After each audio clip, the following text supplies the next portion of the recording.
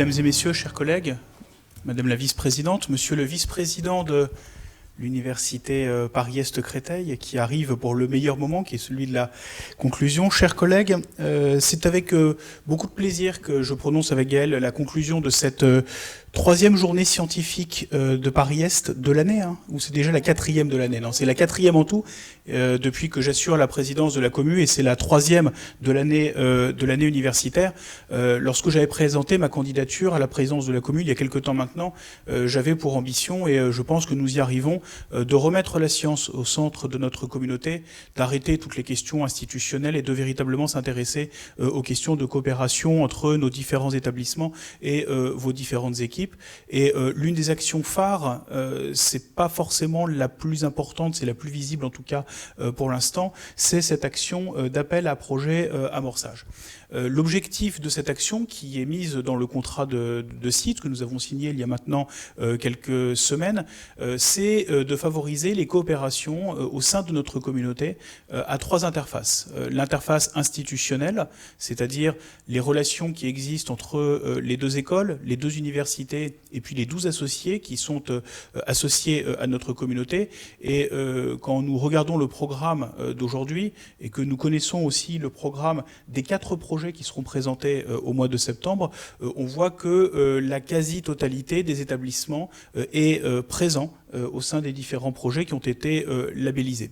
Et donc de ce point de vue-là, on peut déjà considérer que cet appel à projet amorçage est un succès. Dans le contrat de site, d'ailleurs, il y a des indicateurs qui sont prévus. Il y a un indicateur sur le nombre de projets qui auront été financés durant la période 2020-2025. Nous sommes en avance sur les ambitions qui sont les nôtres. Et puis, il y a également, et ça c'est un élément extrêmement important, on va y revenir tout à l'heure avec Gaël, c'est le fait également que ces projets sont véritablement des projets d'amorçage et qu'il y a véritablement quelque chose de transformant dans les actions que vous avez pu mener. L'objectif, c'est pas simplement qu'il y ait eu durant les dernières semaines ou durant les derniers mois ou encore pour quelques semaines des projets communs. L'objectif, c'est que après ces projets qui sont des projets d'amorçage, il y ait des coopérations beaucoup plus durables qui puissent exister entre les équipes des différents établissements.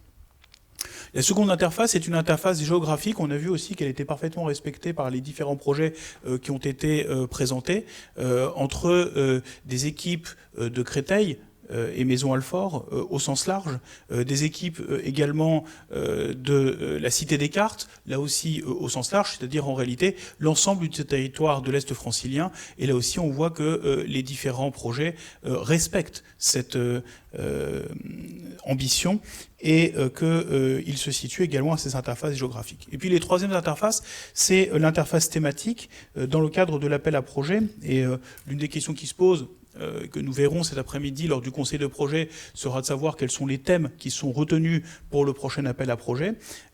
Évidemment, les thèmes de la ville, de la santé, et puis des thèmes peut-être moins historiques pour le site, mais qui sont également extrêmement importants. Je pense à la question, par exemple, de la durabilité qui a été présentée dans le cadre de plusieurs projets, la question du risque, la question également, alors on l'a pas vu aujourd'hui, il y aura d'autres projets sur ce thème, la question des données et du numérique aussi qu'on aimerait voir être développé à l'échelle du site.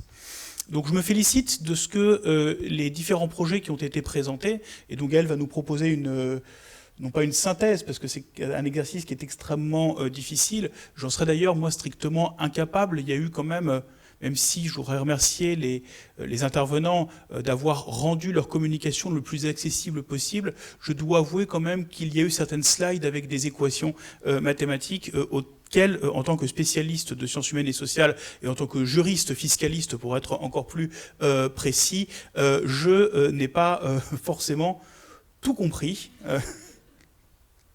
Mais j'ai trouvé en tout cas vos présentations véritablement très très claires et je voulais vous en remercier. Je vais laisser Gaël peut-être faire un bilan peut-être des différents projets qui ont été présentés et puis je reprendrai ensuite la parole pour dresser quelques perspectives. Merci Alexandre. Je crois qu'il y a la caméra en face. Oui. Là, c'est bon. Donc déjà, je tenais bien sûr à remercier les différentes présentations, on va dire comme ça, et je trouve qu'on a vu une grande variété, enfin on s'en doutait en voyant les titres des projets, une grande variété thématique et scientifique. Personnellement, alors j'ai la chance d'avoir quand même les sujets étaient peut-être un peu plus proches de certains de mes domaines, sauf le dernier, mais que j'ai bien apprécié parce que justement, ça touche aussi des problématiques sur le genre qui m'interpellent et qui m'intéressent à titre personnel aussi. Donc, même si je ne suis pas du domaine des SHS, j'ai trouvé que la présentation était tout à fait accessible pour les non-spécialistes. Et pour les autres projets, on va dire, qui relevaient un peu plus de ce qu'on appelle, de façon très maladroite, les sciences dures, eh bien, j'ai trouvé qu'on avait pu voir une grande diversité, que effectivement les différents sujets étaient présentés de façon, alors j'espère le mien aussi, mais suffisamment simplifiée pour que on puisse voir, je dirais, les enjeux, les résultats essentiels et vers où on peut espérer aller demain, parce que finalement c'est ça qui nous intéresse. La plupart des projets ont de réelles perspectives intéressantes, soit poursuite du projet avec des dépôts de nouveaux projets type ANR, comme ça a été mentionné, ou bien essayer de soumettre à peut-être une nouvelle réponse à l'appel à projet à venir, mais avec un consortium élargi. C'est-à-dire qu'il y avait pas mal de projets sur la première édition 2020 qui étaient avec un petit nombre de partenaires, souvent 2 partenaires principaux et quelques satellites. Là, on peut imaginer maintenant peut-être des projets un peu plus vastes avec plus que 2 partenaires. Enfin, en tout cas, c'est les questions aussi, on peut montrer l'intérêt croisé d'autres personnes qui n'étaient pas directement impliquées. Donc on peut espérer une édition 2022 de l'appel qui sera donc bientôt lancée avec peut-être des consortiums un peu plus larges que ceux qui étaient dans la première édition. Voilà ce que je pouvais dire. Je ne vais pas résumer chacune des présentations, parce que vous étiez tous là, vous avez tenu toute la matinée. Donc, et je vous en remercie. Et puisque je tenais à dire, donc, outre le fait qu'il va y avoir effectivement un nouvel appel à projet donc lancé très prochainement, vous êtes également, j'ai oublié de le dire en introduction, tous cordialement invités au déjeuner qui se suit et qui c'est juste à la sortie, juste après. Voilà. Pour terminer assez rapidement quelques perspectives, le conseil de projet va se réunir cet après-midi et va procéder à une forme de débriefing et d'évaluation des 6 projets qui ont été présentés ce matin. La question qui se posera au conseil de projet sera de savoir dans quelle mesure les différents objectifs qui étaient les nôtres ont été atteints, quelles sont les perspectives d'amélioration, y compris donc dans le cadre du prochain appel à projet qui sera lancé dans les jours qui viennent. Le conseil de projet cet après-midi, à la lumière aussi de l'expérience de ce matin, devant valider le prochain appel à projet qui sera donc lancé dans les prochains jours, qui sera publié dans les prochains jours avec une date de dépôt des projets, hein, si vous souhaitez en déposer de nouveau, qui sera fixée à la fin du mois d'octobre. Et puis on suivra cette année le même calendrier que celui que nous avons réussi à suivre durant les dernières années, c'est-à-dire qu'ensuite les projets seront expertisés par des experts extérieurs en novembre, décembre et début janvier, puis le conseil de projet, sur la base de ces différentes expertises extérieures, validera ensuite, lors d'une séance qui est prévue à la fin du mois de janvier, les projets qui feront l'objet d'un financement. Ce qui est extrêmement important pour les projets qui ont réussi, pour les projets qui sont en cours, pour les projets qui sont à venir, pour les projets qui seront financés dans quelques mois, c'est véritablement d'atteindre l'objectif qui est l'objectif d'amorçage. C'est-à-dire que l'objectif, c'est pas seulement d'avoir un projet durant une période de temps donnée, c'est vraiment de permettre de mettre en place des coopérations qui soient des coopérations durables. On a quelques perspectives extrêmement intéressantes qui ont été tracées aujourd'hui, des dépôts de projets ANR, des démarches de valorisation, des publications d'articles, des coopérations peut-être plus institutionnalisées, et je m'en réjouis. La Commu va continuer à vous aider dans la mesure où vous en aurez besoin pour pouvoir mettre en œuvre ces coopérations qui soient des coopérations durables à travers 2 activités qui sont pour l'instant encore dans une certaine mesure un petit peu invisibles, qui vont être beaucoup plus visibles dans les semaines qui viennent, je dirais à l'automne. C'est d'une part l'activité de cartographie du site qui est en cours de finalisation et qui a pour objectif de permettre aux aux uns et aux autres d'être capables précisément de trouver sur le site Paris-Est des collègues, des équipes avec lesquelles coopérer sur ces différents projets qui se trouvent aux interfaces institutionnelles, interfaces géographiques, également interfaces thématiques. Sera ensuite lancée dans la foulée une activité qui sera une activité de veille, c'est-à-dire que l'objectif, c'est pas d'attendre forcément que vous disiez nous cherchons des coopérations, mais qu'on soit également capable de les stimuler. Et donc ça, c'est l'étape d'après qui donnera lieu à des annonces durant la prochaine année universitaire. Il ne s'agit pas de tout dévoiler maintenant. Oui.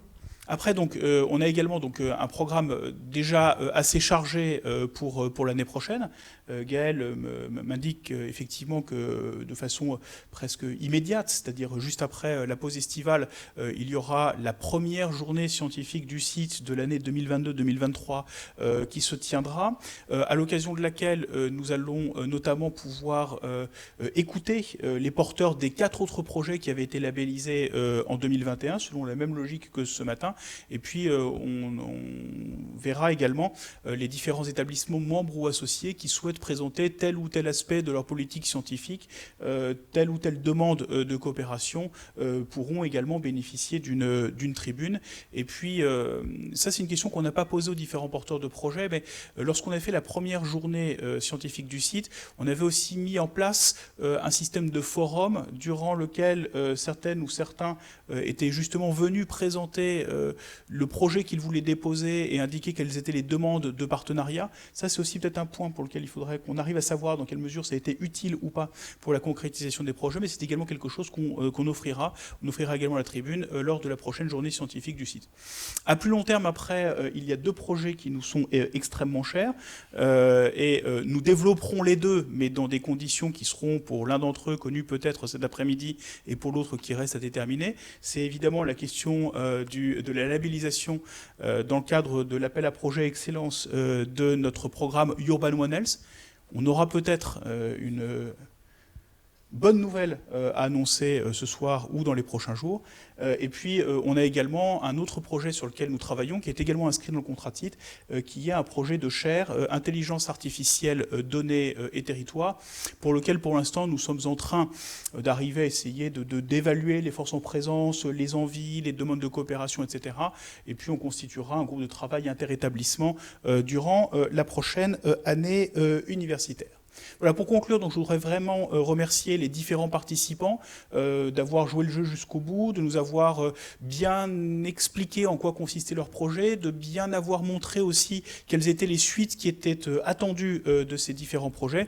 Et puis je voudrais également donc remercier l'ensemble de l'équipe organisatrice, Gaël et puis Morgane, pour avoir mis en place et pour avoir organisé cette 3e journée scientifique du site Paris-Est de l'année 2021-2022. Et puis je voudrais également donc remercier le service de la communication pour avoir également organisé et participé à l'organisation matérielle de l'ensemble de cette journée, Audrey et puis l'ensemble de son équipe. Merci beaucoup une fois encore. Voilà, nous allons nous retrouver maintenant pour un...